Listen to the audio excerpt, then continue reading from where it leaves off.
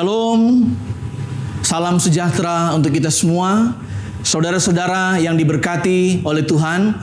Puji Tuhan, kita boleh ada saat ini dan kita akan merenungkan satu bagian pembacaan firman Tuhan yang oleh Gereja Masih Injili di Minahasa diberi tema jangan menghakimi supaya engkau tidak dihakimi. Kita akan renungkan dari tanggal 12 sampai 18 Februari 2023. Bacaan kita terambil dari Injil Lukas pasal yang ke-6, ayatnya yang ke-37 sampai ayatnya yang ke-42.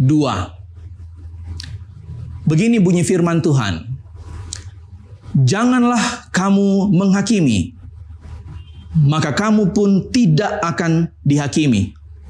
Dan janganlah kamu menghukum, maka kamu pun tidak akan dihukum. Ampunilah, dan kamu akan diampuni.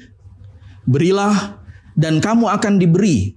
Suatu takaran yang baik, yang dipadatkan, yang digoncang, dan yang tumpah keluar, akan dicurahkan ke dalam ribaanmu. Sebab ukuran yang kamu pakai untuk mengukur akan diukurkan kepadamu. Yesus mengatakan pula suatu perumpamaan kepada mereka. Dapatkah orang buta menuntun orang buta? Bukankah keduanya akan jatuh ke dalam lubang? Seorang murid tidak lebih daripada gurunya. Tetapi barang siapa yang telah tamat pelajarannya akan sama dengan gurunya. Mengapakah engkau melihat selumbar di dalam mata saudaramu, sedangkan balok di dalam matamu sendiri tidak engkau ketahui? Bagaimanakah engkau dapat berkata kepada saudaramu, "Saudara, biarlah aku mengeluarkan selumbar yang ada di dalam matamu," padahal balok yang di dalam matamu tidak engkau lihat? Hai orang munafik, keluarkanlah dahulu balok dari matamu, maka engkau akan melihat dengan jelas untuk mengeluarkan selumbar itu dari mata saudaramu. Saudaraku yang diberkati oleh Tuhan Yesus, banyak sekali orang yang berambisi untuk mengubah dunia. Banyak sekali orang yang berambisi untuk mengubahkan orang lain dalam kehidupan ini. Tetapi terlalu sedikit orang yang berpikir untuk mengubah dirinya sendiri. Ini adalah kutipan dari seorang penyair yang bernama Leo Tolstoy. Mengapa demikian, saudara-saudaraku yang diberkati Tuhan? Karena memang manusia cenderung untuk menilai orang lain daripada dirinya sendiri. Kalau kita ingat falsafah satu jari yang menuding seseorang, tetapi ada 3 jari yang sebenarnya sedang menunjuk kepada diri sendiri. Itu saya kira sangat tepat untuk kita renungkan dalam mengantar perenungan ini. Nah, oleh karena itu mari kita belajar dari apa yang dikatakan oleh Tuhan Yesus dalam perikop ini. Hal menghakimi. Yesus memulai perkataannya dalam perikop ini dengan tegas, dengan berkata, "Janganlah kamu menghakimi, maka kamu pun tidak akan dihakimi." Apa maksud dari Tuhan Yesus? Apakah dalam hidup ini sebagai manusia kita tidak boleh sama sekali menghakimi? Bagaimana dengan profesi-profesi dari hakim-hakim yang memang tugas mereka untuk menjalankan peradilan? Atau dalam kitab suci dalam perjanjian lama, kita menyaksikan sendiri bahwa Tuhan pun memilih para hakim pada masanya, hakim-hakim untuk mengadili umatnya. Tentu Tuhan Yesus tidak bermaksud demikian. Tuhan Yesus sementara mengkritik keadaan pada waktu itu, yang ini bisa kita tarik relevansinya sampai saat ini. Pertama, kritik dari Tuhan Yesus tentang menghakimi adalah menghakimi yang mencari-cari kesalahan. Saudara-saudara, mencari-cari kesalahan itu berbeda dengan orang yang menegur untuk memperbaiki. Kita perhatikan ada dua hal di sini. Kalau menghakimi untuk mencari-cari kesalahan, maka itu pasti tujuannya adalah menghancurkan. Tujuannya adalah menjatuhkan.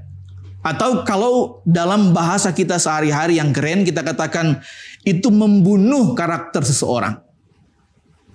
Tetapi kalau kita menegur untuk memperbaiki, tujuannya adalah kasih.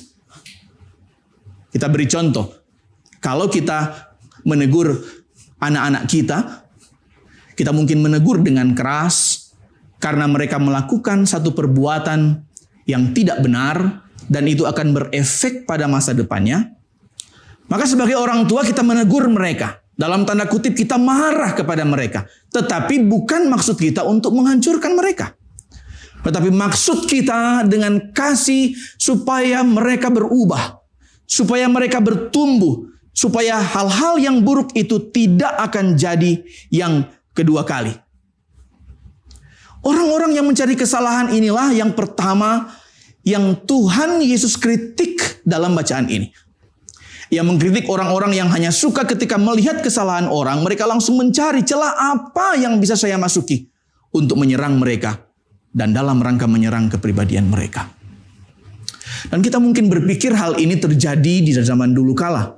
Padahal di zaman sekarang kenyataannya bahwa menyerang atau menghakimi seperti yang dimaksudkan Yesus ini banyak sekali terjadi dalam kehidupan kita.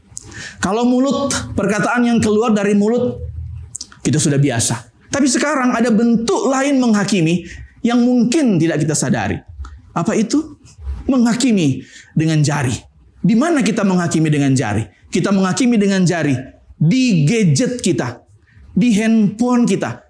Ketika kita hendak memberi respon di media sosial, tahukah kita bahwa di sana ada banyak sekali orang-orang yang menghakimi, termasuk orang-orang Kristen.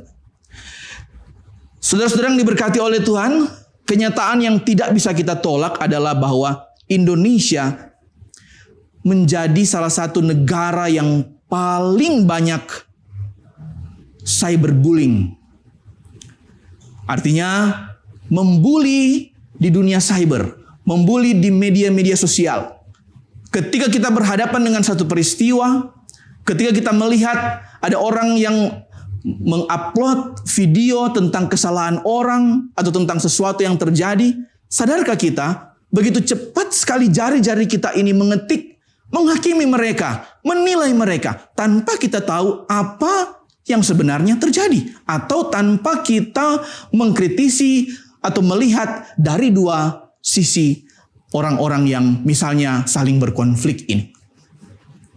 Makanya sekarang lagu-lagu sekolah minggu yang dulu seringkali kita nyanyikan, kita bilang hati-hati gunakan mulutmu.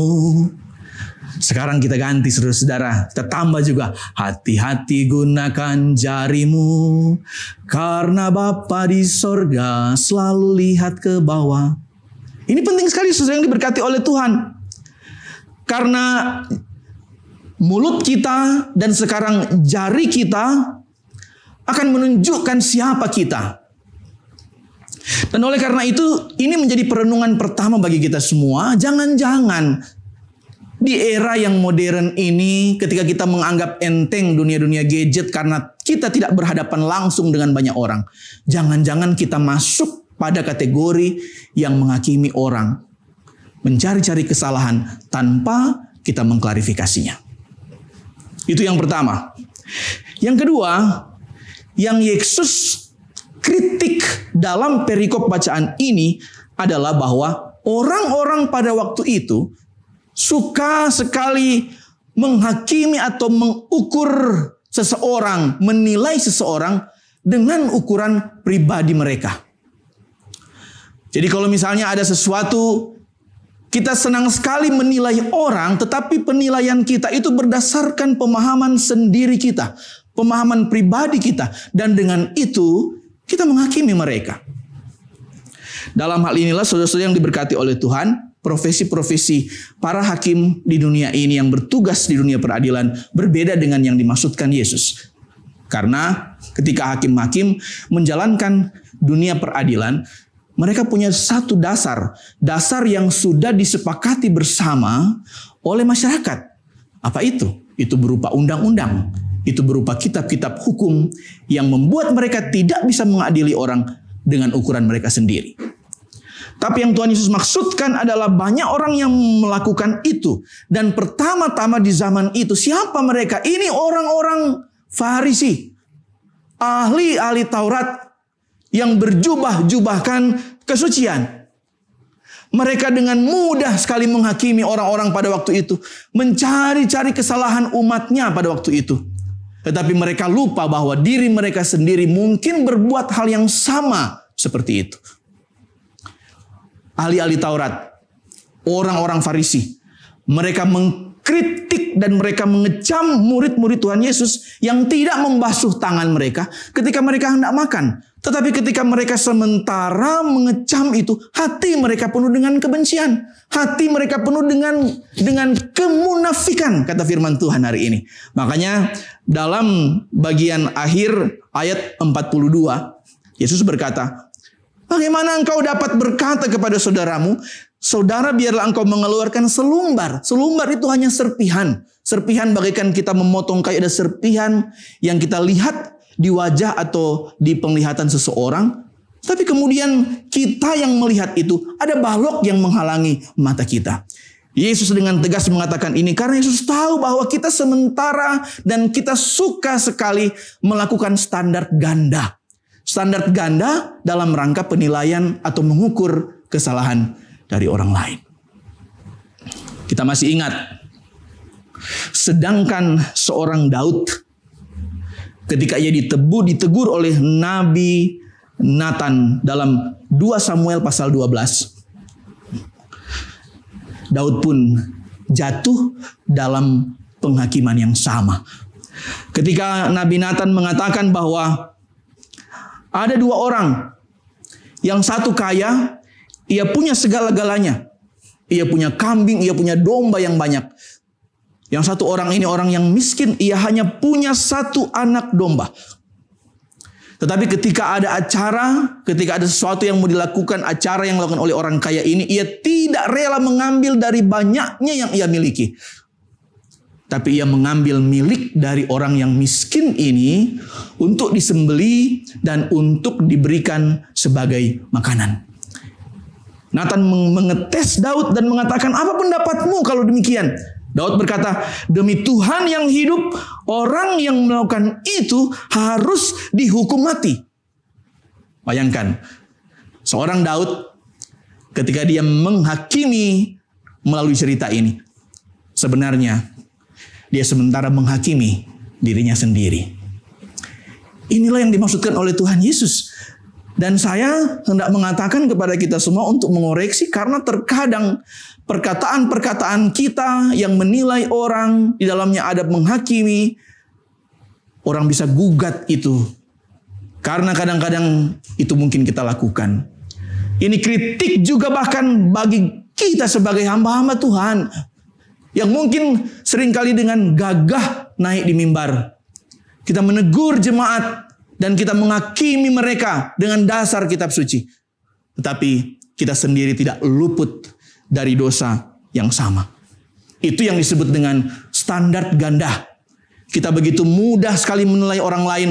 Dengan keras kita memberi penilaian kepada mereka. Tetapi untuk diri kita sendiri, kita bersikap sangat permisif.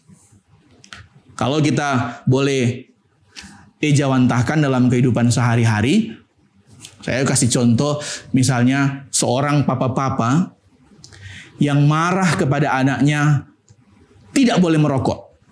Tetapi ayahnya sendiri merokok. Ketika anak protes kepada ayahnya biasanya akan berkata apa? Mereka akan katakan bahwa, oh, ayah kan sudah bekerja. Ayah kan sudah punya uang. Kalau kamu belum waktunya. Itu salah satu contoh cara kita menilai, cara kita menghakimi orang, dan dengan tegas kita beri bagi mereka penilaian itu, tapi untuk diri kita sendiri, kita menjadi permisif dengan apa yang kita lakukan. Itu yang kedua. Sedangkan yang ketiga, saudara-saudaraku yang diberkati oleh Tuhan, sebenarnya yang bisa menghakimi itu hanyalah Tuhan. Kenapa hanya Tuhan? Karena hanya Dialah yang menjadi sumber kebenaran. Tuhan adalah kebenaran itu sendiri. Kalau kita mencoba menghakimi orang sebagai manusia yang berdosa, yang sama dengan yang lainnya, maka tanpa kita sadar, sebenarnya kita sedang berusaha untuk menggantikan Tuhan. Kita mau mengambil posisi Tuhan yang berhak untuk menghakimi manusia karena Dia kudus dan karena kebenaran itu adalah dirinya sendiri. Kalau manusia menghakimi orang lain dengan dosa-dosa yang sama, kata firman Tuhan hari ini, ayatnya yang ke-39, Yesus katakan, dapatkah orang buta menuntun orang buta? Bukankah keduanya akan jatuh ke dalam lubang? Jadi saudara-saudara yang diberkati oleh Tuhan, mungkin ada orang akan bertanya begini. Jadi bagaimana cara kita menghakimi? Saudara-saudara, firman Tuhan hari ini mengatakan kepada kita semua bahwa menghakimi bukan sebuah opsi. Menghakimi bukan sebuah pilihan. Menghakimi bukan tugas kita. Orang akan bertanya lagi, jadi apa yang bisa kami lakukan ketika melihat kesalahan orang? Jawabannya saudara-saudara, dalam ayat yang ke-37 bacaan ini di awal kita kembali lagi. Ketika Yesus menuturkan kata-kata ini, Yesus katakan, jangan kamu menghakimi, maka kamu pun tidak akan dihakimi. Dan jangan kamu menghukum, maka kamu pun tidak akan dihukum. Tapi selanjutnya, setelah ada tanda koma dari bacaan ini, Yesus berkata, ampunilah dan kamu akan diampuni. Itu jawabannya. Yesus hendak berkata kepada kita semua bahwa menghakimi bukanlah hal yang harus kita lakukan. Mengapa ketika kita melihat kesalahan orang, mengapa yang terbersit dalam pikiran kita pertama-tama adalah untuk mencari kesalahan itu atau mencari celah untuk menghakimi mereka? Mengapa yang muncul dalam pikiran kita bukan untuk menasihati? Mengapa yang muncul dalam pikiran kita bukan untuk membangun mereka atau memberikan pengampunan kalau memang mungkin mereka melakukan kesalahan? Luar biasa saudara-saudara, ajaran Yesus yang penuh kasih ditunjukkan dalam bacaan ini. Oleh karena itu sekali lagi, kalau dalam kehidupan ini saudara-saudara kita semua diperhadapkan dengan kenyataan bahwa mungkin orang-orang terdekat dengan kita, mungkin juga bawahan kita, mungkin orang-orang di sekitar kita melakukan kesalahan-kesalahan yang kita lihat. Maka mari kita tidak melihat itu dari kesalahan yang mereka lakukan. Tapi kita belajar untuk melihat, menegur mereka dengan kasih, dan tujuannya bukan untuk menjatuhkan atau menghancurkan, tetapi untuk membuat mereka boleh bangkit, membuat mereka boleh berubah, membuat mereka boleh menjadi pribadi-pribadi yang lebih baik, sambil kita melihat dulu dalam diri kita, apakah kita sudah layak untuk memberikan nasihat atau teguran ini.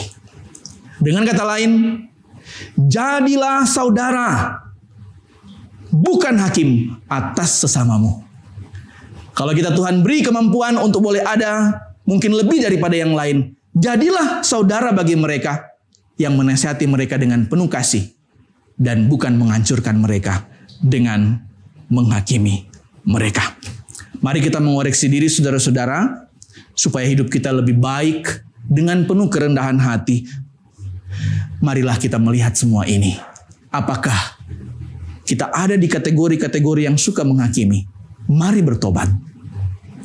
Dan kalau kita boleh bertobat seperti yang diucapkan di awal dari perenungan kita hari ini. Jangan kita berpikir mengubah dunia. Jangan dulu kita berpikir untuk mengubah orang lain. Mari kita berpikir untuk merubah diri kita sendiri. Semoga demikian. Terpujilah nama Tuhan, kekal sampai selama-lamanya. Haleluya. Amin.